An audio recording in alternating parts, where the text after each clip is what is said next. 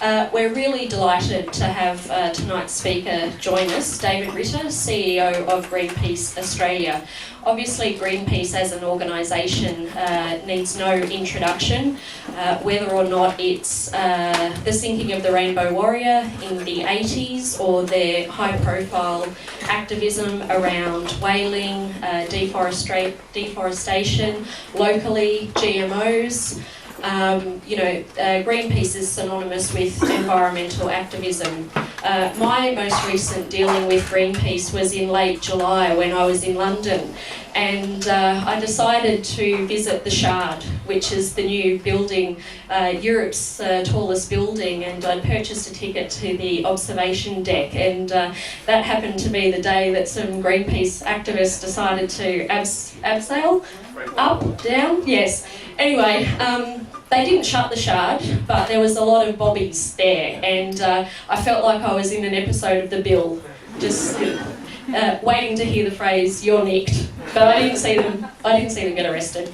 At the moment, Greenpeace is in the news, as you know, because Russia has decided to detain a group of activists, 28 activists and 2 photographers, as they were protesting about oil drilling in the Arctic, and they've become known as the Arctic 30. So it's incredibly topical and timely that we've got David here tonight to speak to us. The topic tonight is climate change, but there'll be plenty of time to ask questions after his talk about a range of issues. Please join me in welcoming David Ritter. Thank you very much for that. Look, I should add, if you don't know the Australia Institute's work, you haven't lived. We don't have enough progressive infrastructure in this country, and the Australia Institute is a real ornament. They do some terrific work. I was really delighted when the invitation came through, I think initially from Richard Dennis, to come and speak at Politics in the Pub. I mean, Politics in the Pub is itself a great tradition of Australia, but also I've been to Politics in the Pubs in the UK, a terrific tradition. I was slightly surprised then when arriving in Canberra to find that Richard himself was not going to be here this evening, as he had arranged to have a dinner in Sydney. But he was clearly following the old Groucho thing of not accepting the membership of any club that would accept him as their members. Having issued the invitation, was hardly going to show up himself. But really terrific to be with the Australia Institute, and thanks everyone for coming along this evening. I'm feeling very overdressed. I don't make a habit of wandering about in a suit. It would be fairly unbecoming, I think, for the head of Greenpeace to dress that way on a daily basis, or perhaps fairly uncharacteristic.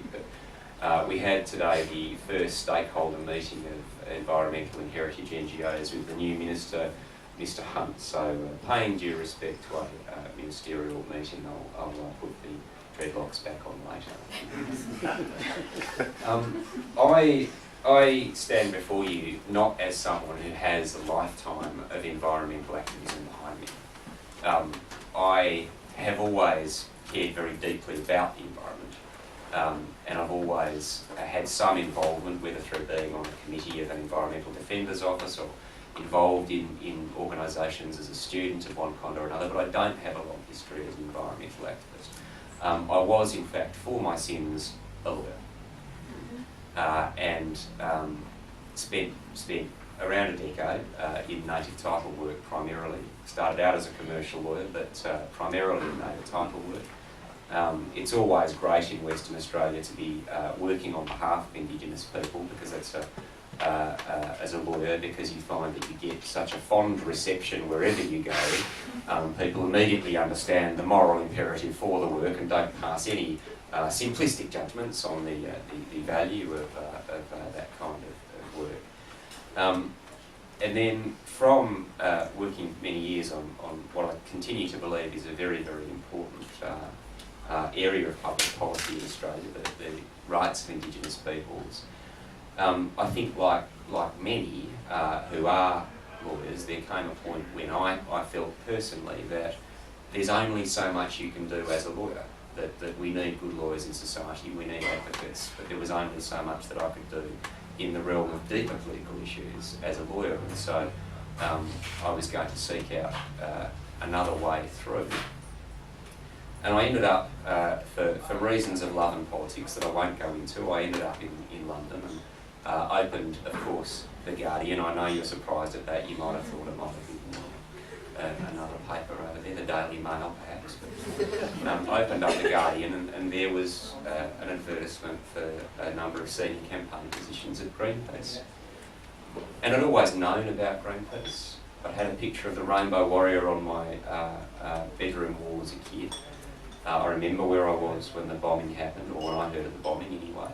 I can remember as a uni student kind of dancing around in the rain when the French resumed nuclear testing in the Pacific.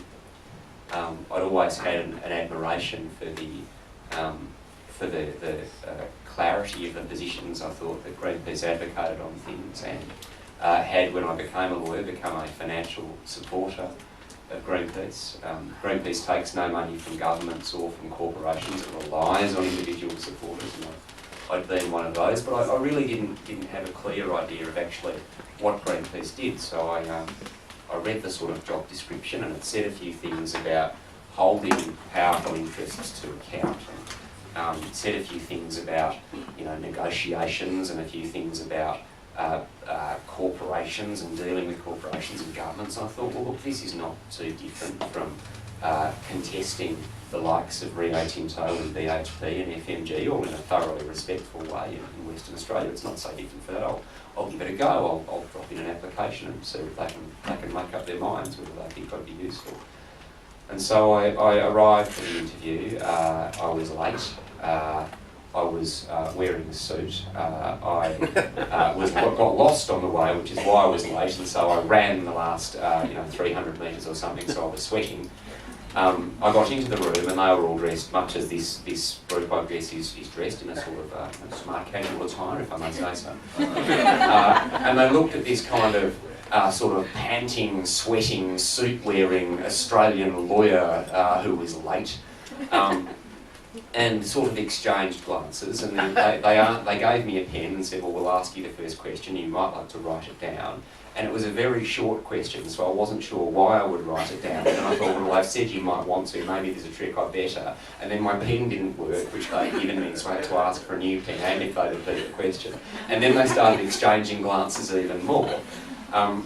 Thus was my entry into Greenpeace.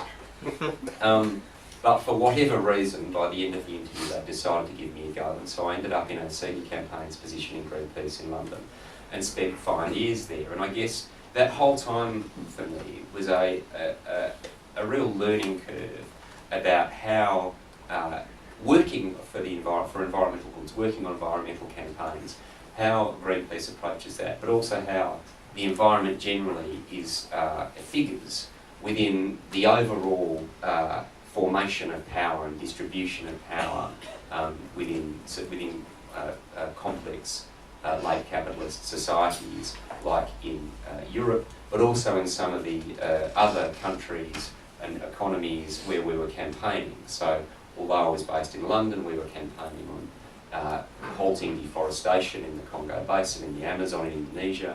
We were working on ending destructive fishing in the Pacific and other oceans, and climate change, of course, is a global problem. So I learnt an enormous amount. And above all, I guess, the lesson that I drew from Greenpeace in the UK, which I think is an enormously effective and successful environmental campaigning organisation, but really I think just an effective organisation by any measure, is that you can simultaneously be radical and sophisticated. And there were 2 things that happened just before I started that absolutely made that crystal clear to me. The first is that the then opposition leader, David Cameron, came and launched Conservative Party policy from the Greenpeace warehouse. Now, we let him do it because it was good policy. He wanted to do it, I assume, because of the power of Greenpeace's reputation as an effective environmental organisation. So that was why that happened. But in the same stanza of time, we had 6 brave men and women climb the King's North Power Station in Kent, which, in an act of civil disobedience, they became known as the King's North Six. They were charged with a range of criminal offences.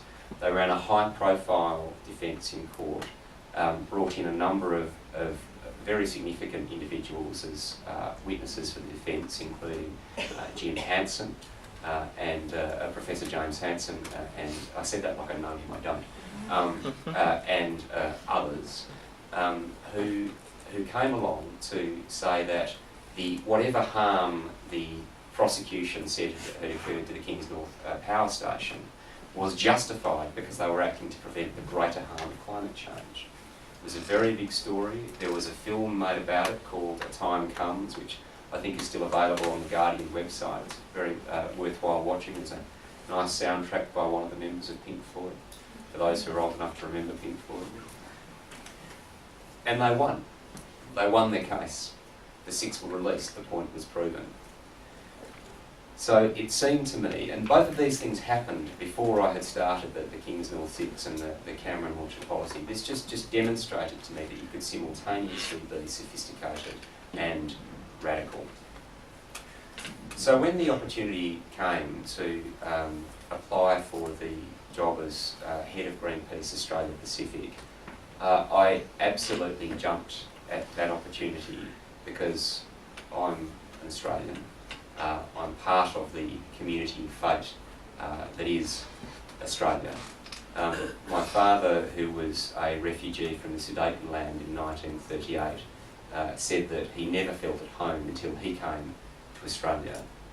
This is in very deep ways, the land of my family. And the opportunity to come back and work here for our common good on the environment was something to be cherished and to be, and when they were kind enough to offer me the job, it was with enormous humility that you take stewardship of an organisation that I think has the kind of reputation Greenpeace has in a country, in a set of places that you care so deeply about. And I continue to feel incredible gratitude and humility about that. The interesting thing about coming back, or perhaps better to put it, the striking thing, is that you get to have a lot of conversations with people. You get to say, how are you going? How's it been? I've been out of the country for 5 years. What do you think? What's going on? And you do that in a professional capacity. You sort of do the rounds, meeting as many people as you can. But you also do it in a personal capacity. You've got one daughter who's 4 and one who's 1, and you meet other parents in that sort of environment. And of course, there's just the people you meet down the shops or anywhere else, and you have the conversations.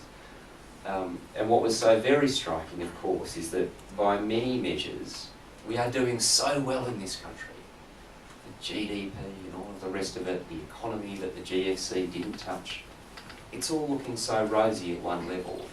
And people are conscious of that. The conversations about holidays and restaurants and all of these wonderful things, what's the latest box set that you're watching.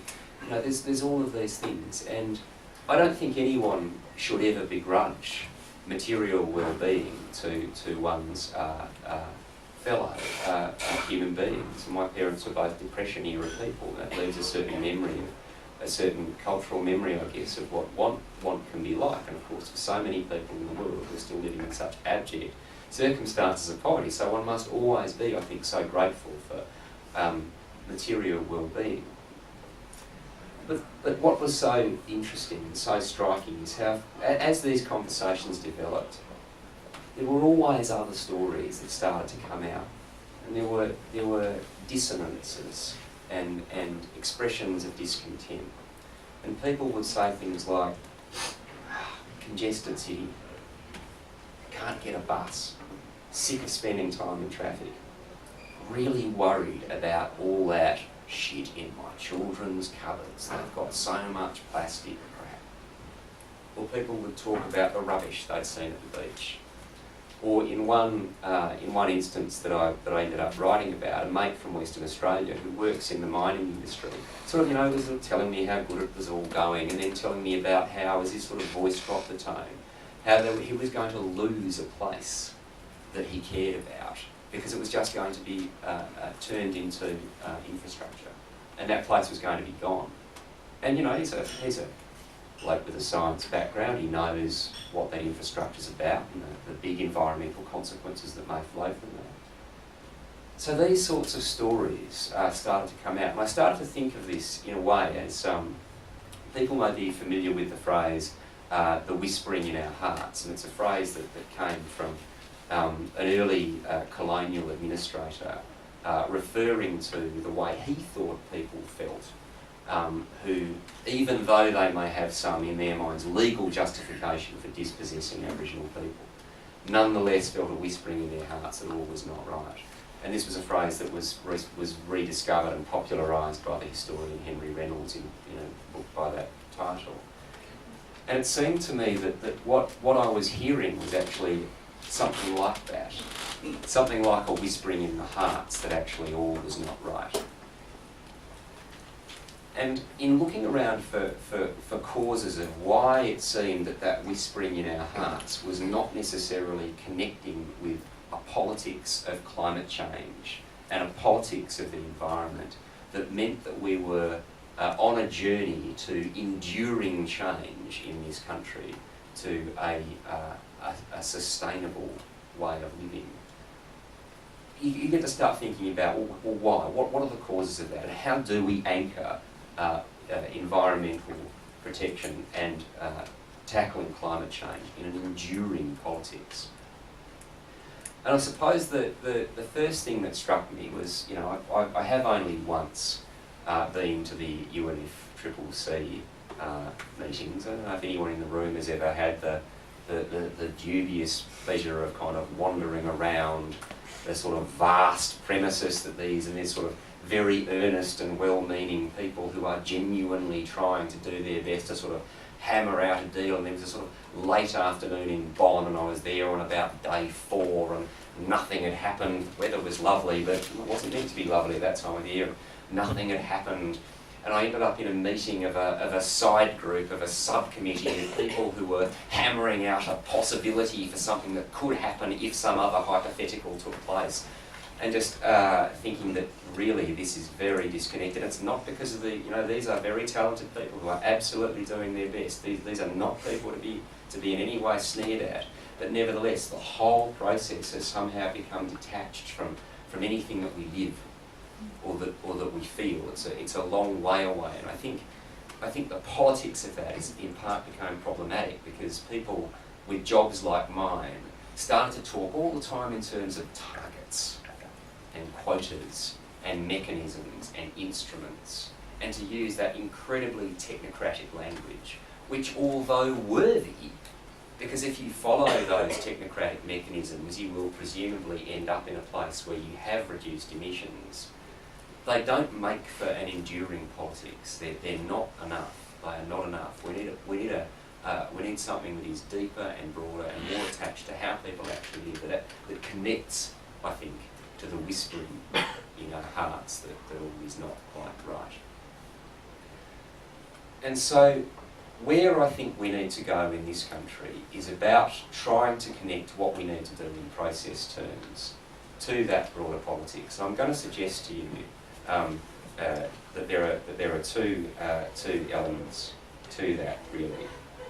And the first is about power, and the second is about the good society.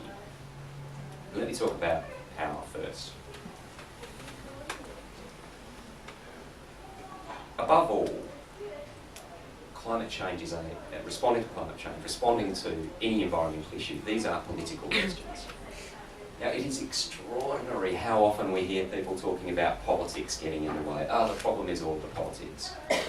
But let me ask you, how else does one deal with great questions of resource distribution and allocation and how we run our society without politics? Politics isn't the problem. Politics is all there is.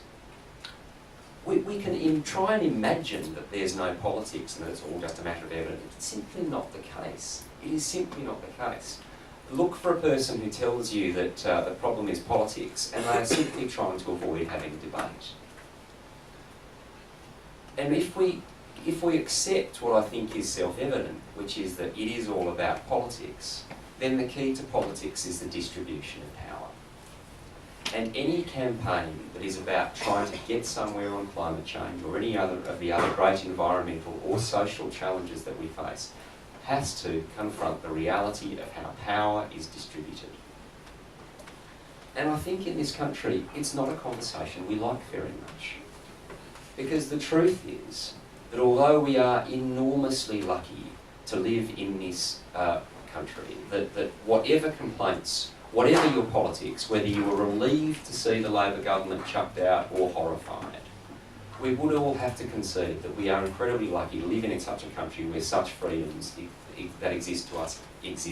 And certainly that fortune is uppermost in my mind at the moment as some of my friends and team members and colleagues languish in Russian jail cells under these ridiculous charges of piracy that are manifestly absurd on the face of it, at the behest of the Russian oil giant Gazprom. I mean, the fortune is uppermost in my mind.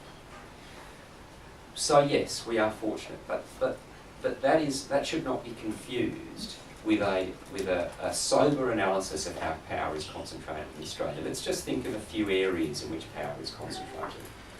Let's think about the duopoly in the retail sector, the market concentration in that duopoly. Let's think about the media, the concentration that exists, and one can say it's concentrated in news, but actually if you aggregate news in Fairfax, it's almost even more striking. And of course there are a number of cities, my home city of Perth, Brisbane, where there is only a single daily paper. So the aggregation of media power. Well, we know, I guess, about the power of the mining sector. Extraordinary concentration of power. And think about in relation to mining, what countervailing forces exist?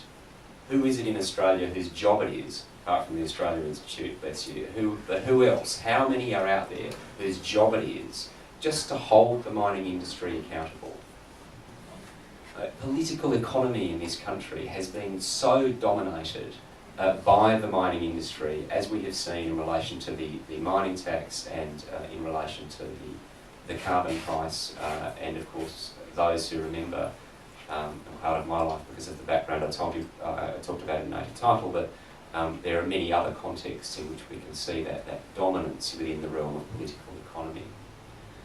Well, what about if we think in terms of the way parliamentary power is exercised? Well, we know that not only are the parties whipped to the point where dissent is simply not tolerated, we know how the success of the independents in the previous parliament was viewed. We know about the general dislike that seems to exist in large sections of the commentariat of minor parties, whether of the right or of the left. And we also know about the extent to which power is increasingly concentrated in an often unaccountable executive. Power in this country, it seems to me, is unhealthily concentrated. And any political strategy that does not seek to peacefully confront those concentrations of power is, I think, ultimately not going to endure. Now, related to that is the question of ideas. What are the ideas? What are we actually striving for? To the extent that people in this room share a view, what is our vision of a good society? What do we actually want? Because it does seem that a lot of the time that ideas, that progressive ideas, and I'll use the term progressive, which seems to enjoy popular parlance in Australia at the moment, that the progressive vision for the good society in Australia is little more than a laundry list of things people would like. Often those things are in the realm of the symbolic, which is not to say that they're unimportant, but they are symbolic. And that significant ideational inconsistencies are never thought about, never explored, are not agitated in the way that I think they need to be if we are to actually come up with a considered vision of what constitutes our good society. And the truth is that if we don't do that, the default is the neoliberal vision. And the neoliberal vision is one of increased social isolation, increased individualisation, ever-increasing consumption, the commodification of everything. I mean, once you have read the discussion paper about the existence value of wolves and how you can save the natural world by turning every single bit of it into a commodity that can be bought and traded. You've sort of looked over the edge, really. But we know out there, whether it's in the pages of august journals like The Economist, and there's much that is to like about The Economist. There's a lot of very fine writing and analysis in there, but it obviously does take a certain view of the world, which often includes floating some fairly market essentialist ideas about markets that might be created in any number of things where in fact we don't think markets should go, whether it's emergency services provision, whether it's how we deal with organ availability of organs and transplants. We know what that default neoliberal vision looks like, and that in increments it is unfolding. So unless there is a default, unless there is a counter to that, it is the default. So I say to you that we need a strategy for confronting the overconcentration of power, and we need a set of ideas that, for us, define and link what we are seeking in a good society. How do we start that? Well, Richard Dennis, who isn't here this evening, when I met him in person for the first time a year ago, spoke to me fairly robustly. Those of you who will know Richard know that he is capable of robust exchange. And I have to say, that absolutely has to be welcome, because there is not enough of it in this country. There is not enough of it. And there is not enough politics engaged in this country like it actually matters, which it does.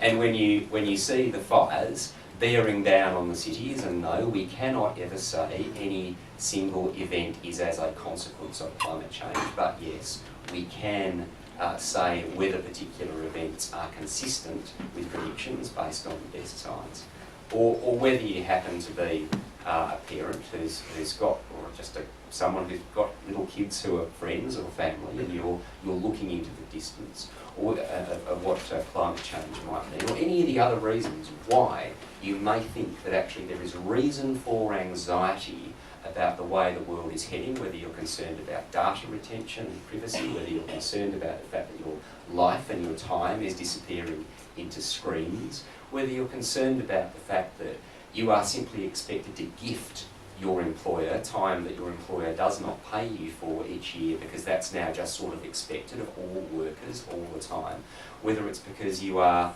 a mother, and this does still largely concern women, who simply does not have access to the kind of flexible, affordable, reliable, safe support that women and other caregivers need in order to be able to have a fully rounded life as a parent. Whether you are someone who simply lives in a suburb where you can't get a public transport that works, and you can't get to a piece of green space that's safe and where you can have a bit of a wander around, whether you're any of these people, the answer is going to lie in politics.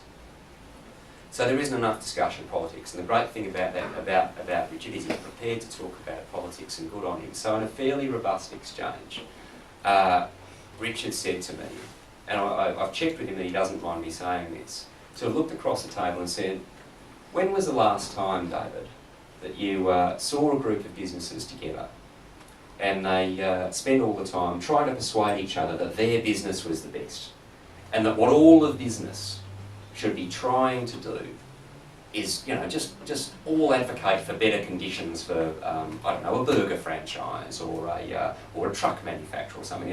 Why doesn't all of business just get behind the burger industry?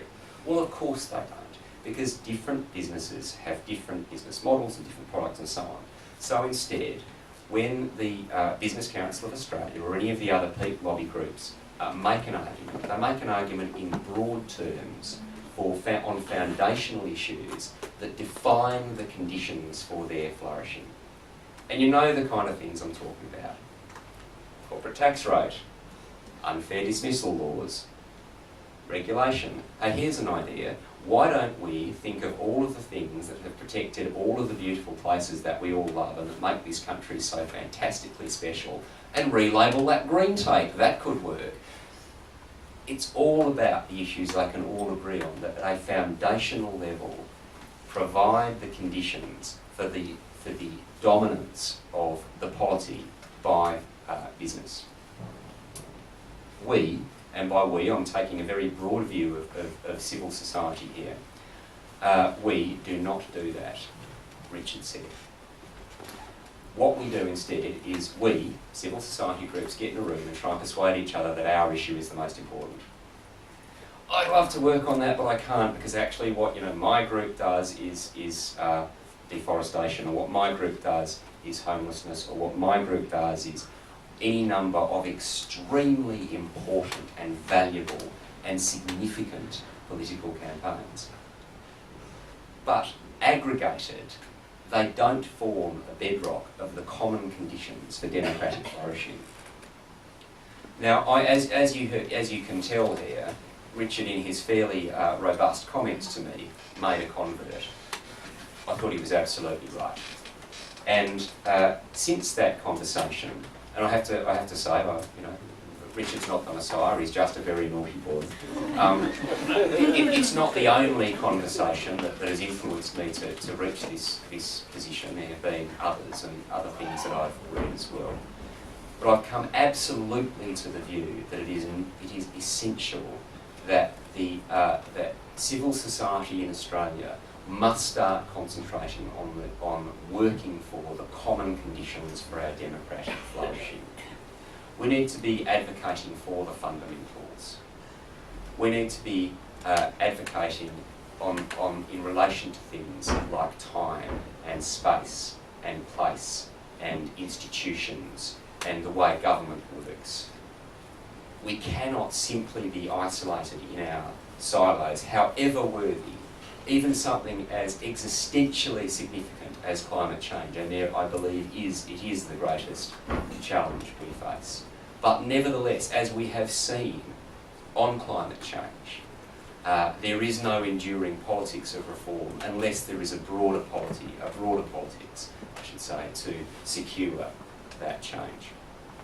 So that's why I wanted really to come along and have a conversation this evening and talk about climate change within that broader politics, because I think it is within that broader politics that we will succeed. And I think we will succeed.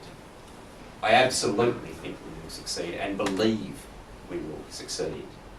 I have an iron conviction that we will not stand back and by and allow what currently looks like the inevitable trajectory to indeed happen. That we will still exercise the agency, the genius, and the freedom that we have to pull back from the brink before it is too late. That we will do that. I have an iron conviction that that is the case, that we will not be the community that stands by and watches as the Great Barrier Reef passes into the night, that watches as we mortgage the conditions for human civilization. We will not do that, I am sure. I have that iron conviction. But that inevitability is only built upon our actions. It is only built upon us being politically active. Now, the thing I want to finish on, I assume I'm about... Yep. Yeah. The thing I want to finish on is just to make a comment about partisan politics. The great contest, the epic contest, the monumental contest that we are in over the conditions for human civilization is not a contest that is owned by any one of the mainstream ideological traditions. And this, I think, is a point that was made rather wonderfully by David McKnight in his book of a few years ago. There is nothing in the tradition of liberalism or in the tradition of conservatism that makes either of those ideologies inimical to protecting our environment, to securing our climate. Indeed, what could be more conservative? What could be more essential to the conditions of human freedom that are at the heart of liberalism? there is no doubt that social democracy has a very great claim to being a tradition that can present us with political solutions on these matters. But at a level of ideas, it doesn't belong to social democracy. It could just as easily belong to conservatism. It could just as easily belong to liberalism. What we need in this country is an end to a culture war politics that may have made these matters into partisan affairs. But I believe that will only come from a broader political approach. Thanks.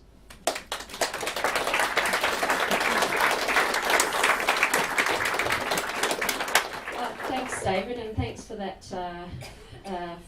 positive way of finishing your talk and making us all think about partisan politics, because I suspect a few of us have felt slightly demoralised since the 7th of September. I wanted to ask you about the media. I was working in London from sort of 2004 to 2009, and I don't, it's my job to read all the papers, and I don't remember people like Lord Monckton, for example, being given as much column inches as he's given here in Australia. Here in Australia, he gets a lot of coverage on the ABC, and I'm interested in for your insight into the role that the role that the media has had here in Australia, and whether or not it differs with what happened in the UK and what's progressed under David Cameron's leadership. Well, look, I think there are lots of things to celebrate about Australian media. In addition to, before I sort of get on to, I think the various things put out by Black Ink, the monthly and the quarterly essay and so on, are real ornaments to Australian democracy. I think things like Crikey and New Matilda, The Conversation is a fantastic innovation. I think there continue to be lots of very talented journalists writing for the conventional newspapers, and of course we now have The Guardian Australia. But we don't have the diversity of newspaper ownership that they have in the United Kingdom. And that does matter, there's no question.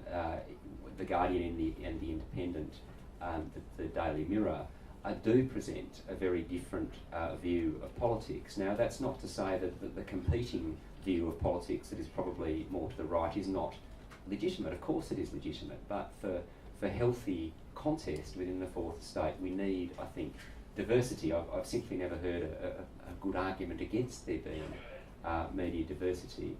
I think also we might note the extent of BBC funding compared to the extent of ABC funding. I would love to see the ABC funded better, and I would love to see the ABC taken outside the kind of ability to interfere with it in a partisan way. The BBC is not perfect, of course it's not. No institution is, but I think we do probably suffer from not government media not being better funded and there not being greater diversity. The challenge, of course, is the breaking of the old economic model for conventional newspapers, as Eric Beecher and others have written about this at length. So this is part of the democratic challenge for us, I think.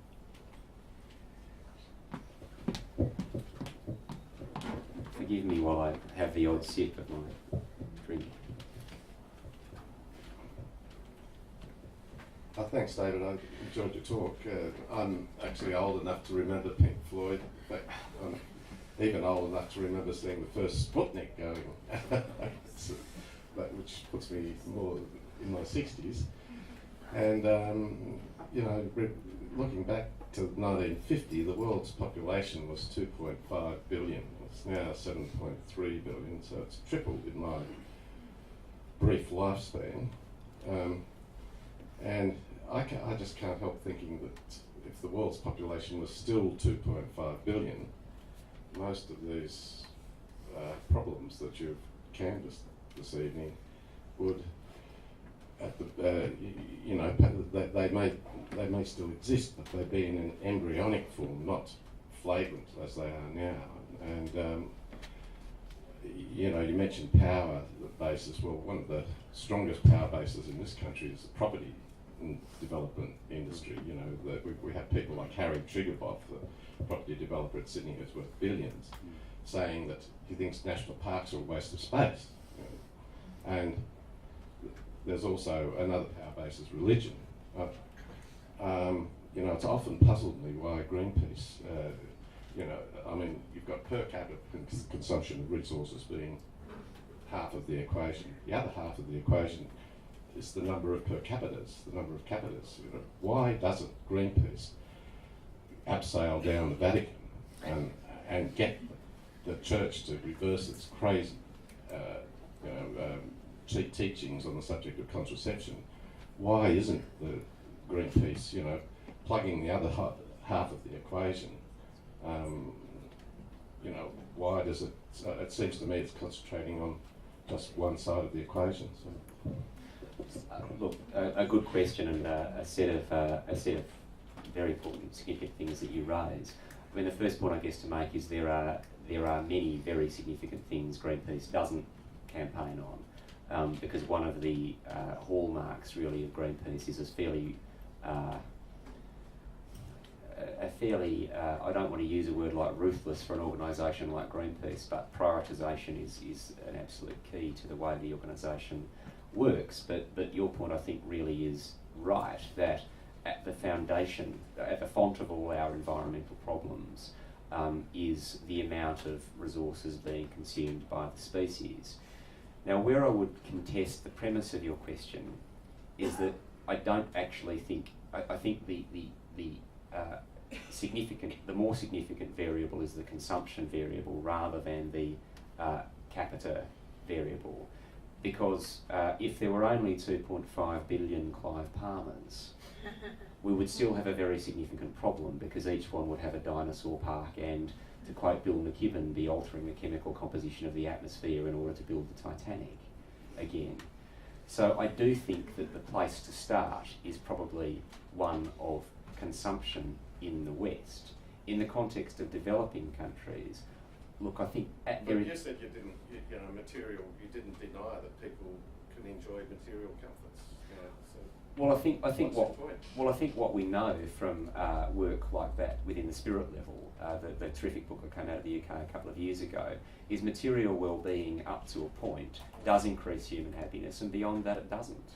And really, when I'm talking about the whispering in our heart, I guess what I'm trying to get across, perhaps quite clumsily, is that we see that in conversation with people, is that we see that the increasing amounts of stuff are not actually engendering greater happiness. Instead, they're engendering anxieties and whisperings in the heart. So I would agree with you that we need to tackle the ever-increasing amount of stuff. I don't think ultimately it would be helpful for anyone to drop a banner down the side of the Vatican, because I think there's also a point about the way in which religious faith is constructed. It's not a matter of logic, it's a matter of faith. I'm not a practicing person within a religion, I'm just making that observation about how the belief systems function. But I do think all programs and all work by governments and civil societies that are about empowering women and are about increasing opportunities and access to education in developing countries are going to,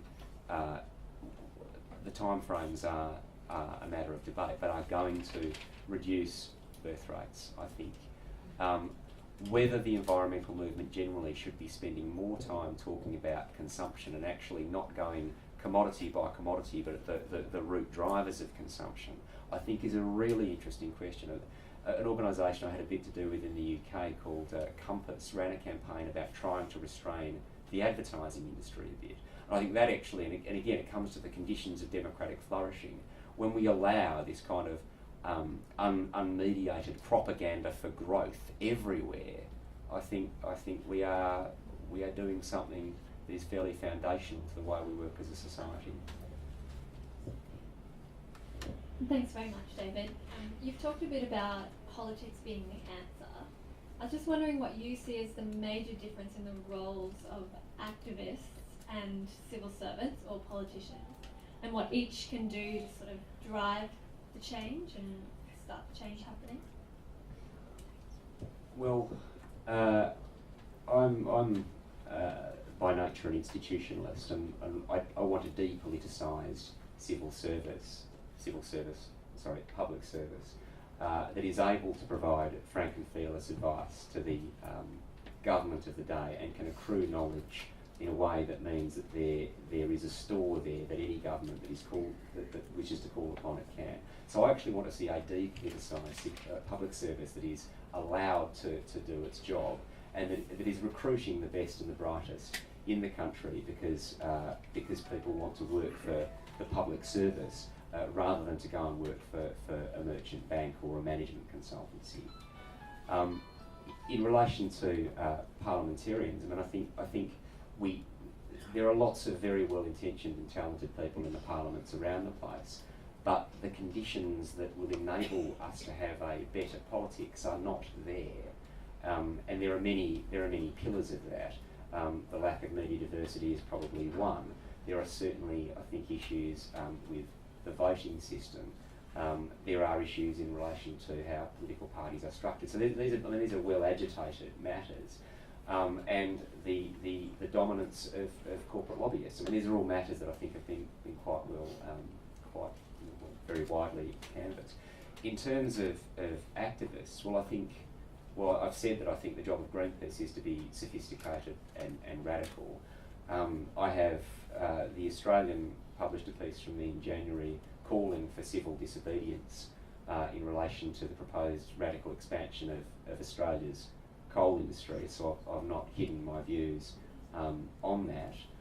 I think our job is to, by all peaceful and principled means, try and get the Australian polity to the point where parliamentarians are enacting laws that are reflective of our best understanding of the science.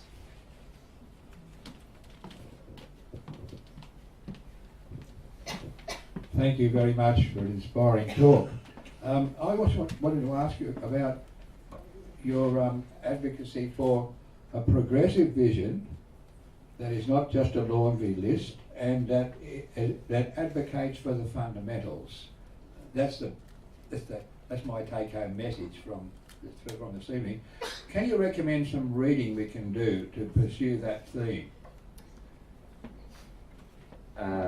Well, look, I mean, I might have a chat to colleagues at the Australia Institute to see if they'll. I mean, all I can recommend are things that have really influenced my thinking as I kind of tried to stop being a lawyer and start thinking about things in other ways. But I think people like Richard Sennett, John Gray, the Australia Institute, both the past and present directors, Clive Hamilton and Richard Dennis. In this country, David McKnight, I think, as well. In Robert Reich, who wrote the book Super Capitalism.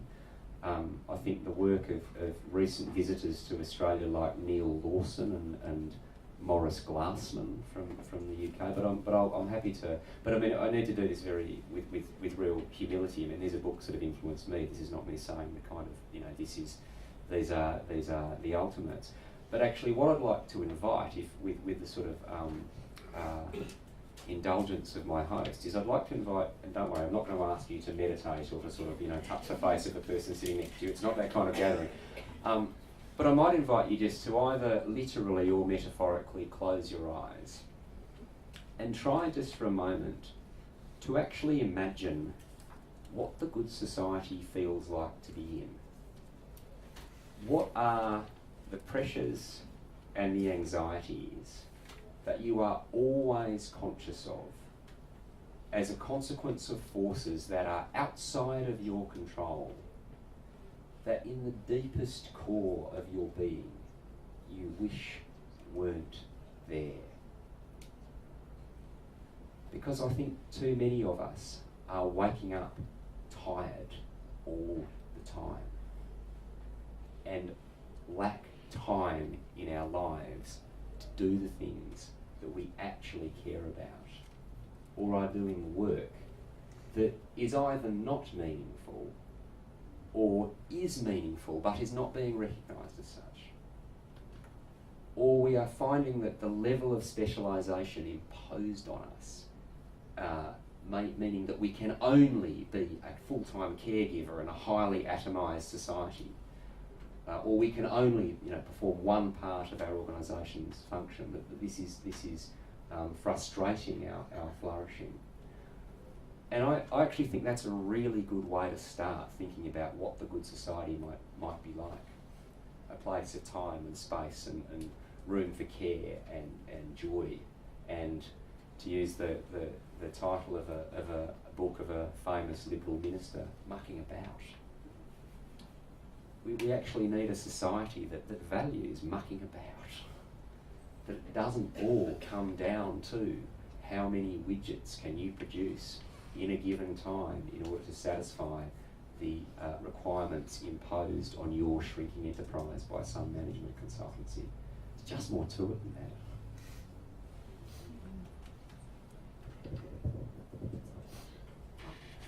Thank you very much, David. My question really relates to the whispering of the heart, and I just would like you to comment. I have two quotations which I'll come to, but I'd like you to comment on you mentioned iron will. Your parents faced an iron will in the Sudetenland in 1938, an iron will of evil. And I want to suggest that perhaps the current dialogue relates to other sort of whispers. Mr. Abbott, in today's Canberra Times, would say that the whispering of the heart relates to the cost of living. And I quote, when this bill abolishing the climate, the carbon tax is passed, the government estimates that power prices will go down by 9% and gas prices will go down by 7%. I have also read today in an article in the Renew that the big problem of networks is that much of the costs they've already made are are built into the system. Energex customers could face another 10% rise in distribution costs in the next decade. I just wonder how much of the debate should be at that mundane level. Thank you. Oh, look, I think you've provided a rather wonderful answer in the way that you framed the question. I mean, of course, we can't be having a sober debate about the future of our shared place when all we're arguing about are shifts which may well be imaginary at that sort of micro level. I mean, those my colleague over here who remembers Sputnik will no doubt also remember Manning Clark, and I have to say there are moments lately when I have wished Manning Clark were alive to kind of write the next chapter of the Australian history, because I feel like it requires that kind of treatment to eloquently bring out some of the banality that is characterising our contemporary politics. I mean, as for the iron will,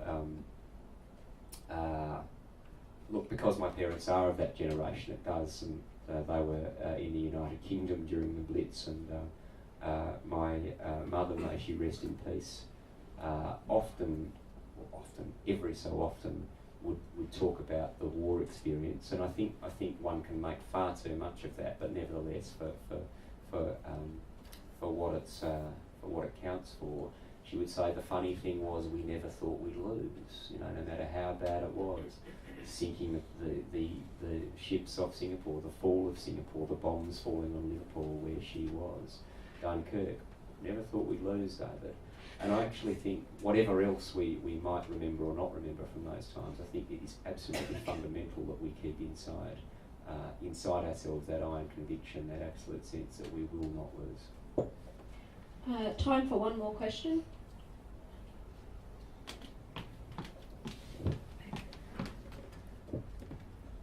Yeah, thank you. You mentioned that direct action against the expansion of coal is important. I've been now 3 times to the Lear State Forest, where they want to expand the Maules Creek coal mine, and I understand all their legal appeals have failed. And I've been out there, and usually it's a fairly scruffy bunch of really quite young people, and some demoralised farmers whose land is threatened. And I do sort of wonder, where's Greenpeace? Where's ACF? Where is Clive Hamilton? Because those people just aren't at that camp. It's been at there for a year now. Is there any chance that Greenpeace would really mobilise its membership to engage in direct action against the expansion of a coal mine? Because it really would help. What a good idea. Lead State Forest and that mine is going to be, I think, one of the defining struggles of the politics of climate change in this country in the next few years. And that's all I'll say. That's a tough one to finish on. I feel like I need to give you a Dorothy Dixer. Look, thanks very much, David.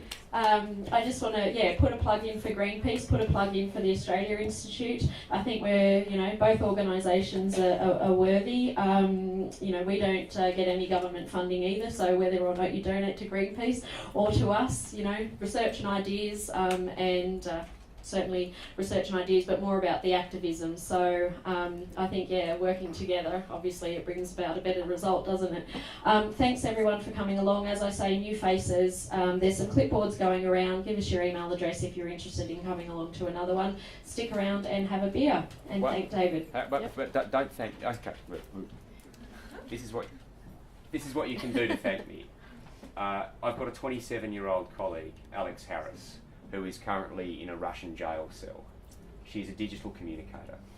She's a lovely human being. She's there because she cares. That's real. It sounds like a cliche, but it's absolutely true. You could not actually ask for a person you rather want sitting near you in the workplace or to bump into for a chat. If you feel any gratitude at all for this evening or want to do anything, go and drop a letter to the Russian government via the Greenpeace website when you get home. I'd be really, really grateful to you if you did that. Thanks.